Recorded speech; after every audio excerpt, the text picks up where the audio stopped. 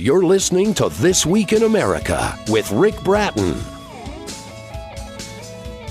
Welcome back, everybody. This Week in America. Thank you for joining us on the program today. Now, one review says every American should have a chance to read this book.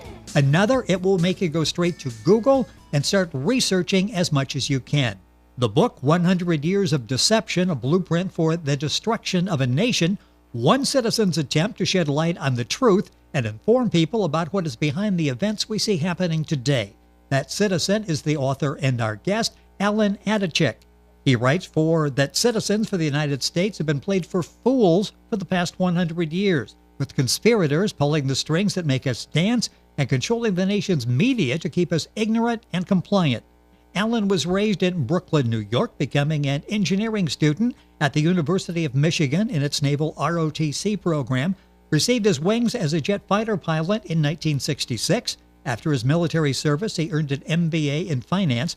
Various high-level jobs. Alan is a retired financial administrator from the city of Fort Lauderdale, Florida. He's the author of While We Sleep, A Story of Government Without Law, and An Alaskan Adventure, a travelogue and environmental treatise. An author of the much-talked-about 100 Years of Deception, a blueprint for the destruction of a nation. Alan Adaschik with us on This Week in America. Welcome to the program. It's great to have you with us today. Great to be here, Rick. Thank you. Alan, this is such a really strong, powerful book. In fact, you say it's basically the mother of all conspiracy theories, but you really back it up. You've got solid evidence in this book. Let's talk about what happened 100 years ago that you called basically the overthrow of our government. What happened then that we're still paying the price for today?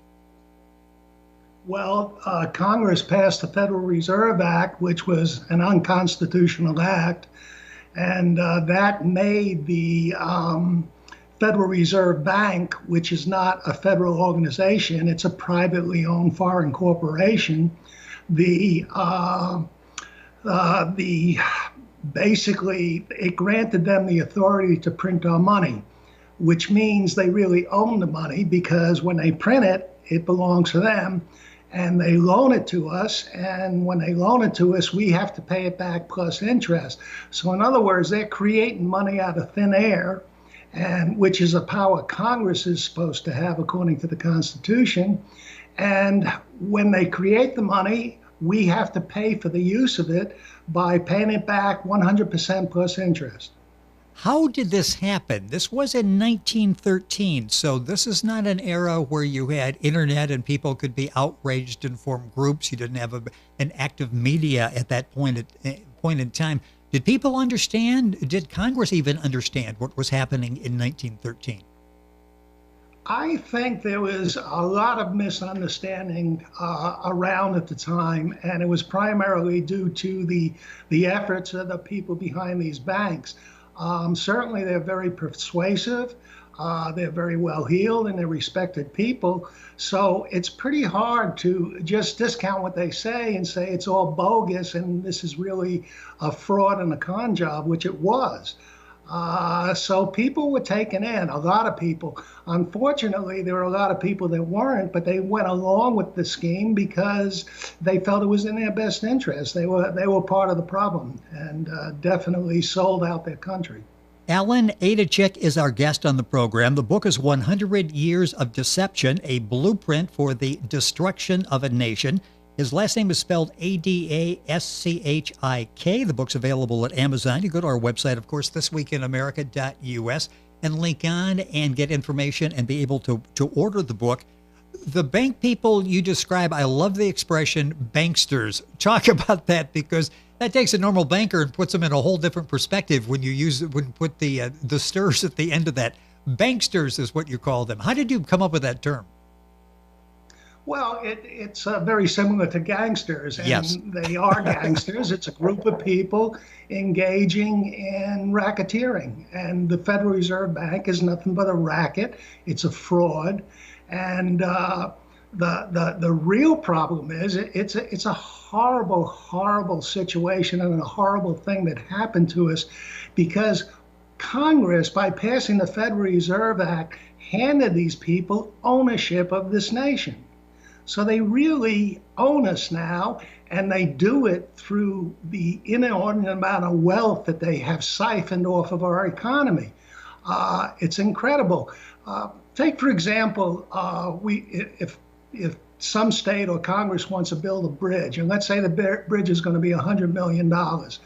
Well, they print the money for nothing, for the cost of the ink. And that's not even true, because the Treasury prints the money, so they don't even have to pay for that. They've done nothing, essentially, and they loan us that money that they just created, and we spend it on building the bridge. Well, the bridge is mortgaged. They own the bridge. We don't really own it. We think we own it because we use it, but they actually own it, and we have to pay them back through the years. Now, as we do so, of course, the bridge depreciates, and by the time we pay it back fully, it's out of date. It's reached the end of its useful service life, and we essentially own nothing. But they have the wealth that bridge generated, and we end up with nothing. Talk a little bit about your interest, where this started. I mentioned your background in finance with the MBA. Is that when you started understanding when did you realize the Fed was unconstitutional and really a bad thing for the country? Well, I moved to Florida in 1974, and I opened up a school of gymnastics, and I did that for a while. But eventually, I decided to seek a position that had a retirement with it. I wasn't getting any younger, and I secured a position with the city of Fort Lauderdale as a financial administrator. And I encountered a lot of corruption, and I started to not cooperate with it and actually try to expose it. And by doing that, I didn't realize how much I was hurting my career because I had no idea how truly in-depth the corruption was. So basically, I put a glass ceiling over my head. I never was promoted, although I did retire from the city. They tried to fire me for 17 years. And during those 17 years, I wrote my first book, which was While We Sleep, A Story of Government Without Law. I also had a website called the Constitution Forum. And it was through my book, writing my book and researching for it, and my website that I started to gather the pieces that eventually led to 100 Years of Deception. The book is 100 Years of Deception, a blueprint for the destruction of a nation. Alan Adaschik is our guest on the program. Information on the book at Amazon. You'll find information, link on directly, as a matter of fact, by going to our website, thisweekinamerica.us.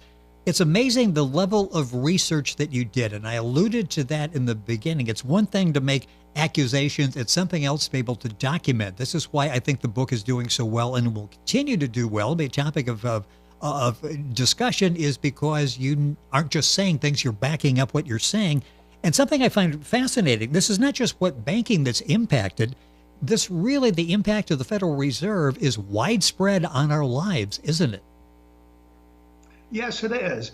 And the thing that people should realize is, everybody, that doesn't like my book calls it, well, it's just a conspiracy theory. It is not. It's the true history of the United States. And the conspiracy theory doesn't come out of the facts in my book. It comes out of the deceiving line that we are being fed by government officials. Nobody really talks about how our government functions, how it works, and what's really going on. And that's a real tragedy. But the book is history. It's not a conspiracy theory. It's backed up with facts and events, and the truth is undeniable. You say in the book, the government today is not the outcome of gradual changes over the years. It's the work of conspirators who meet in secret to plot our demise. So much I want to talk about there, but let's talk about that. What is the impact today? I mean, 1913 was a long time ago. It appears they're just as present and corrupt today as they were in 1913. Well, a lot has happened. And what has happened is that although we still feel like we're the greatest nation in the world, and we are in certain respects, the fact is that the dollar that we have today is worth only 3% of what it was in 1913. We've lost a lot. We've lost the fact that we can no longer have a single provider family where the father works and the mother raised the children. We can't afford that anymore. So we've lost that. We also lost CDs. My father used to invest in CDs. He used to get 7 to 10%. That's an impossible figure today. People don't realize that that is an economic loss, and it's very real, and it's one we're not going to recover from. So things are going downhill, and they keep going downhill, and people don't realize it because it's done gradually, and it just says, well, this is the way things are. Well, it is the way things are, but it's not how things should be. And we need to bring about change by essentially dumping the Federal Reserve, which is a criminal organization. And I strongly believe it should be more than dumped. These people should be charged, tried, and if convicted, sent to jail. How do we go about doing that? Now, in the book, 100 Years of Deception, you've got, you offer us some possible solutions, things that we can do to rectify the situation. If somebody is listening going, this is just me, I'm one person, these are banksters, these are people with tons of money and influence, what can we do as a nation to reverse this? That's a very difficult question because, let's face it, the ruling establishment is the ruling establishment. They have all the guns, they have all the power, they have all the money, and we're essentially along for the ride.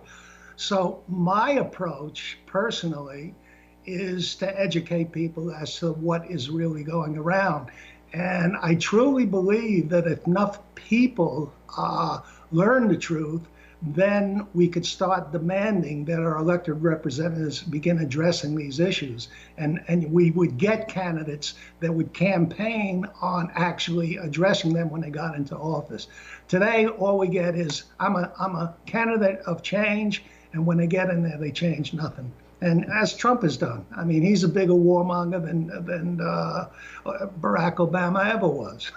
Well, and we see that where, yeah, everybody runs on change, and suddenly they become part of the culture in Washington, D.C., and we see no change. The book, an important one, 100 Years of Deception, a blueprint for the destruction of a nation. Alan Adaschik is our guest on the program. Time going by way too quickly. Let's go back and talk about, I mentioned that statement from the book, conspirators who meet in secret to plot our demise. Where do they meet? Is this like an ongoing thing? First of all, make that part two. Part A, who are these people? Who are the banksters? Names that we would recognize? Well, the banksters they've been around a long time. They're the online banking families that have pulled the strings that make us dance for centuries, really. And what most people don't realize, and this is an idea that I bring out in the book, and I think it's valid, that government corruption developed with the development of central banking. Central banking is such a fraudulent, corrupt operation that in order for them to succeed and grab hold of nations, they need to bribe their way in, so to speak. So really the basis of most corruption in most governments were the banksters who got in there and started pulling the strings that make everything dance, and they do it by their huge amount of wealth. Do they have regular meetings, or where do they meet? Yes, there was an actual meeting. There's a book on it. I'm sorry, I can't quote the author's name offhand, but The Beast of Jekyll Island is the title of the book. And what it is about is representatives from the big banking firms and the banking families actually secreted away in the middle of the night on midnight train rides and met on Jekyll Island, South Carolina, to plot the passage of the Federal Reserve Act. It was that meeting took place a few months prior to the actual vote that took place that passed the act. And so they planned out what they needed to do and how they were going to handle the situation to get the act passed. And it was passed with a minimal Congress because everybody was home, had left already to go home on vacation. So they really knew what they were doing. It was very deliberate. And the thing that I find most disconcerting is that in Jekyll Island, there's a meeting room that they met in, and within that particular room, there's a plaque commemorating their meeting. So they're actually bragging about overthrowing the United States and defrauding the American people. They're proud of that. You've got a chapter talking about the curse of the proud American. I think you might have touched on that a couple of minutes ago. Talk about that. As I'm reading through the chapters, that one sort of jumps out at us because we all feel we are proud Americans. What's the curse connected with that? The curse is that the curse of the loyal American, if you are a loyal American, you think that everything is as it should be. Yes, there's issues and problems with the country. They realize that, but they don't realize the true situation, and that is this is not our country anymore. We are a subjugated people. They own the nation and they own us, and unless people realize that, nothing will ever change, and that's the curse. By thinking that everything is really okay and we got here by a normal process of evolution and not by overthrow, they are in fact part of the problem and will not be part of the cure. And those are the people we need to reach and make realize that things are not the way they should be. In fact, things are terrible. Talk about, a couple minutes left, talk about the role of the media. Some would listen, some would read and go, boy, we've got media all over the place with all the social media outlets out there, people that just publish things online. Why don't we hear more about this from the media? Well, the media is essentially part of the problem and not part of the cure. The media is owned by the banksters, lock, stock, and barrel, and it basically does their bidding and has no interest whatsoever in waking anybody up to anything. And their prime interest is to sell advertising. And if they get too radical and get too left field, that advertising money will dry up. So the media is not going to do anything. They're a hindrance, not a help. About 30 seconds left here. What kind of response are you getting to the book? Excuse me now? What kind of response are you getting to the book? I'm reading reviews and you have people thinking. You have many people who were outraged when they find out what happened and understand. We hear all the time about the Federal Reserve, really don't know the origins, don't know what the Federal Reserve is doing. We've heard it so frequently, we just think it's a normal part of life in the United States, a part of our democracy. What kind of response are you getting from the book? I get very strong reactions. Nobody is neutral. They either hate or they like it. And again, I hate the book myself. I hate what the book exposes and what it shows. It's not something that's good. It's very bad, and it's something to be really ashamed of. But you can't deny the truth. And that some of these people, they dislike the book, so they'll just deny it, or they'll shoot the messenger. They'll attack me personally. I have some type of agenda, or I'm trying to make $1 million off of lying about the United States of America. That's all not true. I wrote the book because I want people to know the truth. And the ones that do, and the ones that have been frustrated because they didn't know what was really going on, really appreciate the book.